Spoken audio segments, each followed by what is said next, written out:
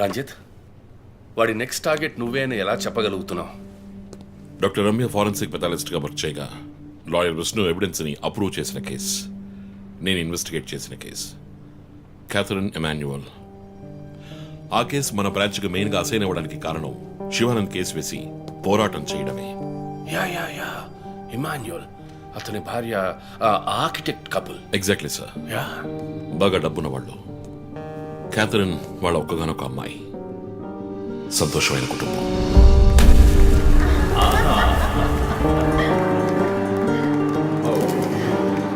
Oh my God!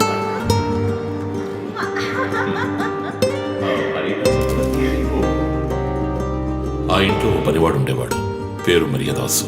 పనివాళ్ళ కాకుండా కుటుంబంలో ఒకడిగా కలిసిపోయాడు. వంట పని చేయడం, ఇంటి పని చేయడం, క్యాథరిన్ని స్కూల్కి డ్రాప్ చేయడం అన్నీ వాడే చూసుకునేవాడు.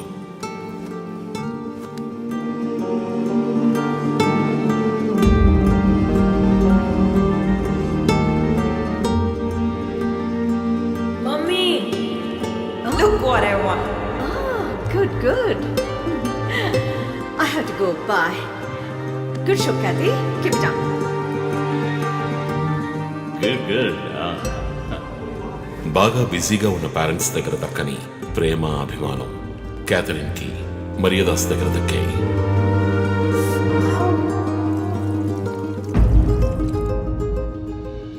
కానీ ఒక్క రాత్రిలో ఆ కుటుంబం చిన్నాభిన్నమైపోయింది. క్యాథరిన్ హత్యకు గురైంది. మరియదాసు పరారయ్యాడు. ఇంట్లో ఉన్న డబ్బు, నగలు దొంగిలించబడ్డాయి. పోలీసులు మరియదాసుని సస్పెక్ట్ గా డిక్లేర్ చేసి కేసు ఫైల్ చేశారు. వారం అయినప్పటికీ మరియదాస్ ఆచూకీ తెలియనందువల్ల విక్టిమ్ ని పూడ్చిపెట్టి కేసు క్లోజ్ చేశారు. 2 వారాలు అంతా సర్దుమణిగింది. కానీ ఈ కేసులో ఏదో మర్మం ఉంది, నిజమైన హంతకుడిని కనిపెట్టలేదు అని మీడియాలో వార్తలు ప్రసారం అయ్యాయి. ప్రజలు ధర్నాలు చేశారు. మరియదాస్ కుటుంబం శివానంద్ని మీట్ అయ్యి రిక్వెస్ట్ చేసినందువల్ల హైకోర్టులో ప్రజా ప్రయోజన వ్యాజ్యం వేసి కేసుని రీఓపెన్ చేయించారు. హైకోర్టు ఆర్డర్తో ఒక స్పెషల్ ఇన్వెస్టిగేషన్ టీం నా నాయకత్వంలో ఏర్పాటైంది. నేను క్యాథరిన్ బాడీని ఎగ్జ్యూమ్ చేసి రీపోస్ట్ మార్టంకి ఆర్డర్ చేశాను. కానీ కేసు సాల్వ్ చేయడానికి ముఖ్యమైన ఎవిడెన్స్ అయిన మర్డర్ వెపన్ మాకు దొరకలేదు. ఒకరోజు I got the breakthrough. Hello. How are you? Fine. తీసుకోండి. No thanks. Can I go? Yeah, sure.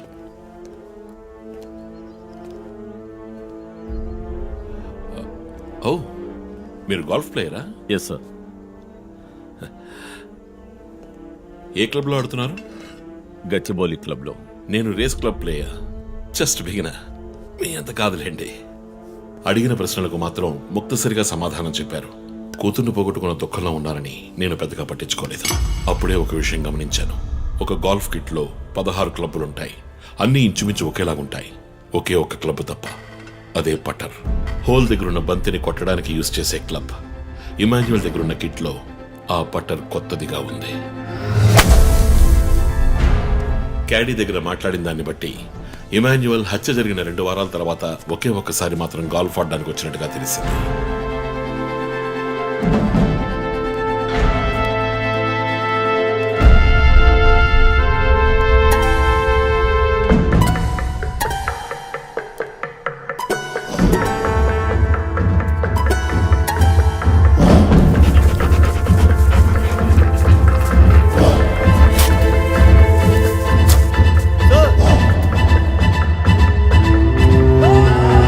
అనుమానం వచ్చిన చోట తవ్వగా దొరికిన గాల్ఫ్ పటర్ మేక్, ఫింగర్ ప్రింట్స్ బట్టి చూస్తే అది ఇమాన్యువల్ కి చెందిన మిస్సింగ్ పటర్ గా తేలింది.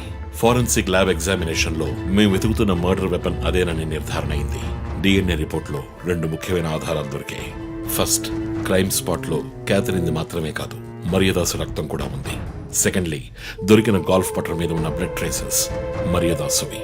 సో మరియదాసు మిస్ కాలేదు, మర్డర్ చేయబడ్డాడని కనిపెట్టాను. పెథాలజీ రిపోర్ట్ ప్రకారం ఆ అమ్మాయి చనిపోవడానికి ముందు సెక్స్ లో పాల్గొన్నట్టుగా కన్ఫర్మ్ అయింది. స్పర్మ్ డిపాజిట్ లో ఉన్న డిఎన్ఏ మరియదాసు డిఎన్ఏతో మ్యాచ్ అయింది. కేసు సాల్వ్ చేసేసాం.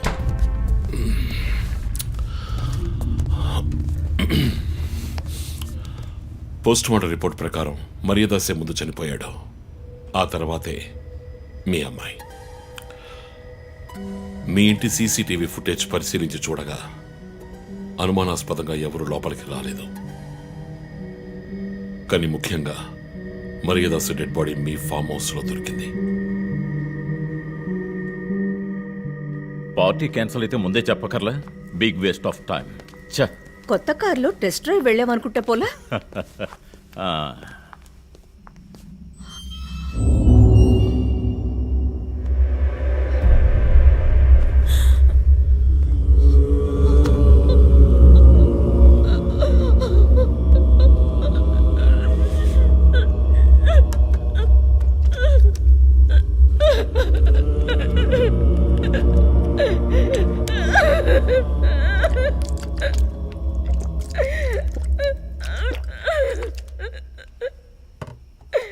నన్ను క్షమించండి అమ్మా.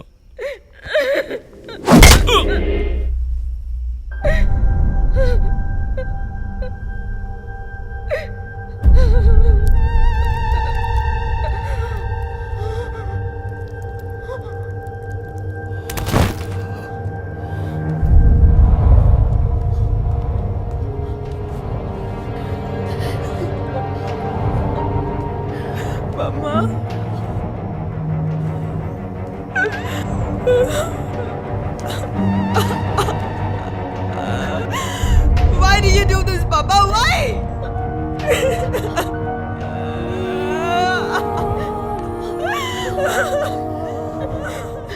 నీకేం తక్కువ చేశాం కానీ నీకేమైనా పిచ్చి పట్టిందా? చూడు, నువ్వు చిన్నపిల్లవి. నీ మంచి కోసమే చెప్తున్నాను. అంతా మేము చూసుకుంటాం.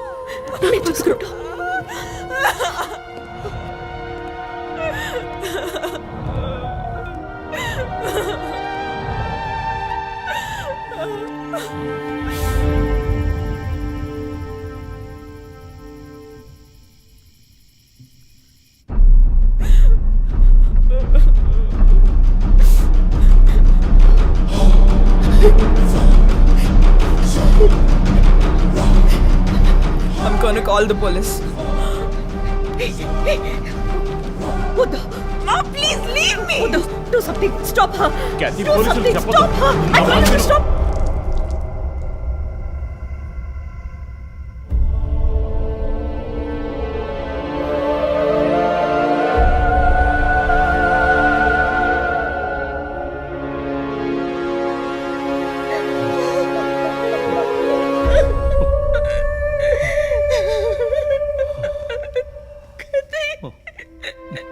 ఇమాన్యువల్ సొసైటీలో చాలా గొప్ప వ్యక్తి, హైలీ ఇన్ఫ్లుయెన్షియల్. ఆ హత్యని కవరప్ చేసి క్రైమ్ సీన్ క్లీన్ చేసేశారు. డబ్బు నగలు దొంగలించబడి క్యాథరిన్ హత్య చేయబడిందని కేసు క్లోజ్ చేసేశారు.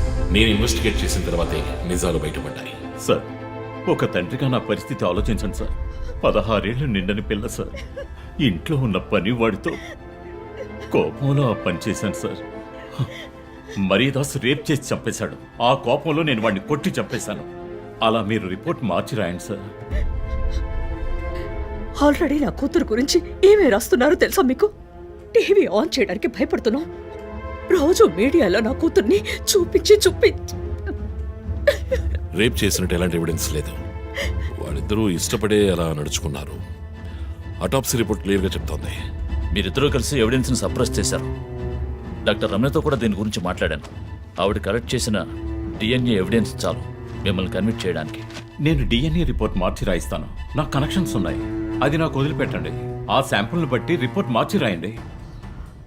మీకు ఎంత డబ్బు కావాలన్నా ఇస్తాను. ఇండియాలో, విదేశాల్లో. జస్ట్ అకౌంట్ నెంబర్ చెప్పండి. సార్, మేమిద్దరం సిటీలో లీడింగ్ ఆర్కిటెక్ట్స్. మా రెప్యుటేషన్ ఏం కావాలి? అవమానం sir. We have done right. Yeah, we're done. You have to face the consequences. నా దగ్గరే దాచిపెట్టారు కదా సార్. చెప్పకూడని విషయాలన్నీ చెప్పి ఇలా ఇరుక్కున్నారే సార్.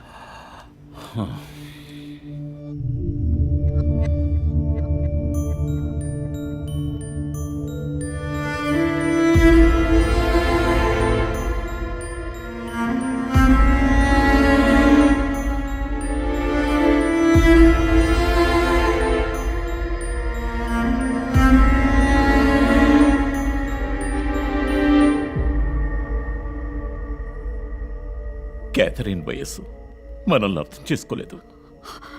అడిగిందల్లా కొనిచ్చాం.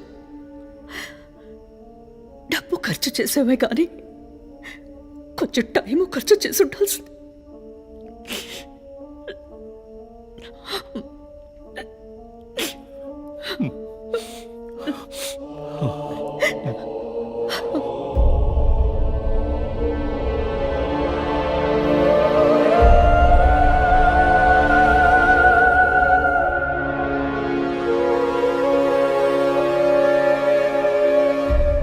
సో నీ థియరీ ఏంటి?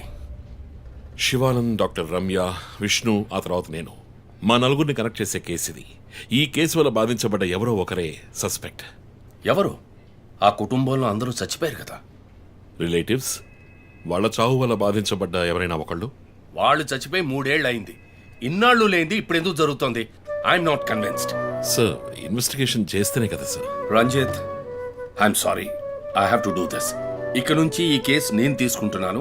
మీరిద్దరూ నాకు రిపోర్ట్ చేయండి. Sir please sir. నువ్వు పర్సనల్ గా ఇన్వాల్వ్ అయ్యావు. నీ జడ్జ్మెంట్ సరిగ్గా ఉండదు.